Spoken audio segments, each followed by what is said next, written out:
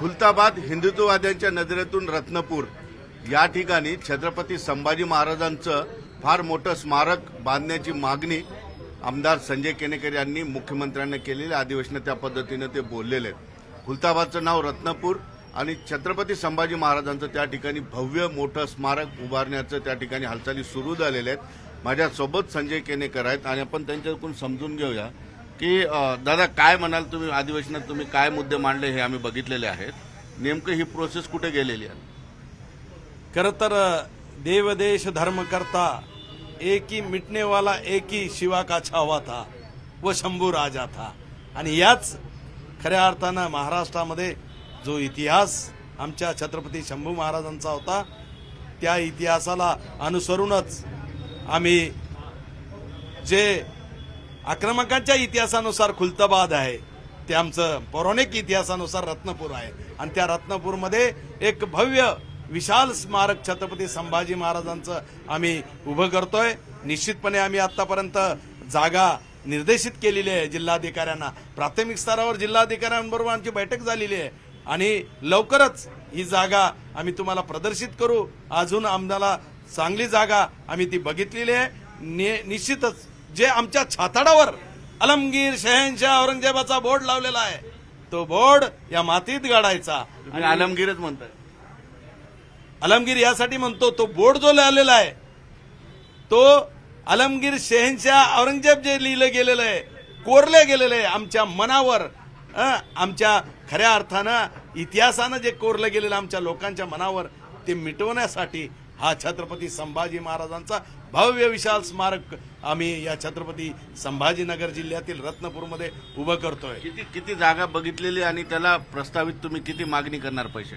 खरं तर आम्ही 15 एकर पासून ते 5 एकर पर्यंतच्या जागेचे 2-3 जागेचे स्पॉट आम्ही निवडलेले आहे आणि जिथं ती कबर आहे त्या कबरीपेक्षा कैक पटीनं उंच असणारं हे स्मारक आहे आणि त्यामुळे निश्चितच लोक हे स्मारक बघण्यासाठी येतील की धर्मासाठी कसं जगावं, धर्मासाठी कसं मरावं हे आमची शिकवण आहे आणि त्यामुळे आमचा इतिहास जो उजागर करण्याचं काम मी तिथं करतोय। निश्चितपणे धनाजी जाधव, संताजी घोरपडे, तारा राणे, अरे आमचा इतिहास फार मोठा आहे आणि तो इतिहास त्या रत्नपूरला साकार होणार आहे।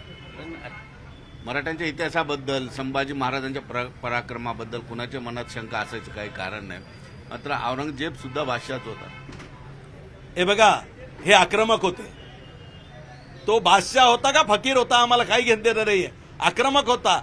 पण आमचा इतिहास छत्रपती संभाजी महाराजांचा आहे, आमचा इतिहास छत्रपती शिवाजी महाराजांचा आहे, आमचा इतिहास महाराणा प्रतापांचा आहे। आम्ही आमचे ऐतिहासिक पौराणिक जे आमच्यासाठी धर्मासाठी लढलेले त्या लोकांचं नाव, त्या लोकांचा इतिहास कसा मिटू देणार आहे? आमचे हे येणाऱ्या पिढीला चेतनास्तंभ आहे, प्रेरणास्तंभ आहे। तर काय नेमकं कारण काय आहे की औरंगजेबाची कबर आहे त्या खुलताबाद रत्नपूरमध्ये हे स्मारक व्हावं असं का वाटतं? निश्चित या देशावर आदिलशाही, मोगलशाही, निजामशाही, बाबर, राहिलं साहिलं इंग्रज या लोकांनी या देशावर आक्रमण करून त्यांचा इतिहास पेरला। 50 वर्ष तोच इतिहास रंगवण्याचं काम काँग्रेसनं हे पाप केलं। हे 50 वर्ष काँग्रेसनं यांचा इतिहास रंगवला आणि त्यामुळे खऱ्या अर्थानं हा इतिहास पुसून टाकायचा। माझा इतिहास यापेक्षा काही पटीने मोठा आहे। इम्तियाज जलील यांनी स्मारकाबद्दल असं वक्तव्य केलेलं आहे की स्मारकासाठी स्वतः संजय केनेकर किती पैसे टाकणार आहेत, इम्तियाज जलील म्हणून पैसे द्यायला तयार। शंभू महाराजांचं नाव आलं, धर्मासाठी शंभू महाराजांनी जे केलं त्याकरता या देशातला, या राज्यातला एक न एक नागरिक शंभू महाराजांसाठी काय नाही करणार? रक्त सांडणारी माणसं आहे, आमचा इतिहास आहे। त्यामुळं लोकांसारखं माणसं विकत घेणारी माणसं नाही आम्ही। यांनी काय केलं या इम्तियाज जलीलने? माणसाकडनं काय केलं तुम्हाला तर माहिती आहे।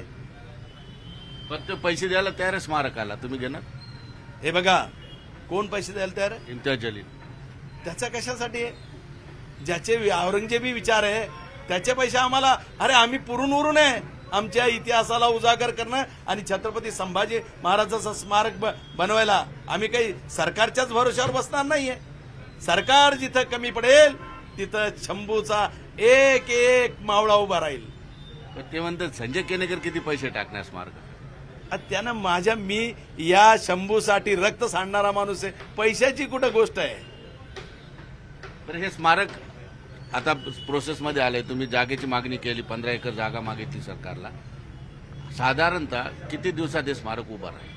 खरं तर स्मारक किती दिवसात उभं राहायचं हे स्मारक भव्य आहे. यामुळे या स्मारकाला वेळ जरूर लागेल. कारण हे खऱ्या अर्थानं हे देशातलं एकमेव स्मारक आहे. छत्रपती संभाजी महाराजांचं आतापर्यंत स्मारक नाहीये महाराष्ट्र राज्यात. आणि त्यामुळे हे पहिलं स्मारक असल्यामुळे त्याला वेळ जरी लागला तरी स्मारक हे खऱ्या अर्थानं एक मोठी कलाकृती राहणार आहे. काय असणार आहे तिथं आलेल्या प्रेक्षकांना, काय मिळणार आहे त्या स्मारकात. छत्रपती संभाजी महाराज, आमच्या वेरूळ घराण्याचा, छत्रपती शिवाजी महाराजांचा इतिहास, मालोजी राजे, शहाजी राजे, छत्रपती शिवाजी महाराज, छत्रपती संभाजी महाराज, संभाजी शिवाजी महाराज गेल्यानंतरचा लढणाऱ्या 25 वर्ष लढणाऱ्या मावळ्यांचा इतिहास, त्याच्यामध्ये संताजी घोरपडेंचा इतिहास, धनाजी जाधवांचा इतिहास, तारा राणीचा इतिहास, सगळा इतिहास आम्ही रंगवणार आहे. निश्चितपणे आपण या ठिकाणी बघितलं की आता या स्मारकाच्या हालचाली सुरू झालेल्या. जवळजवळ 15 एकर जमीन निश्चित करून जिल्हाधिकाऱ्यांकडे ती मागण्यात आलेली आहे. आणि इम्तियाज जलीलनी आवाहन केलं होतं की ते पैसे खिशातून संजय केनेकर किती पैसे टाकणार आहेत, तर त्यांच्या पैशाची आवश्यकता नाही. एवढे शिवभक्त आहेत की आवाज केला तर भरपूर पैसा जमा होऊ शकतो. आणि संजय केनेकरांनी सांगितलं की त्यांच्या पैशाची सुद्धा गरज या ठिकाणी वाटत नाही. निश्चितपणे औरंगजेबाच्या कबरीवरून बराच गदारोळ झालेला आपण बघितला. मात्र संभाजी महाराजांच्या या स्मारकावरून पुढं काय काय होतं हे आपल्याला पाहणं गरजेचं आहे. सुधीर जाधवसह सिद्धार्थ गोदाम, न्यूज 18 लोकमत, छत्रपती संभाजीनगर.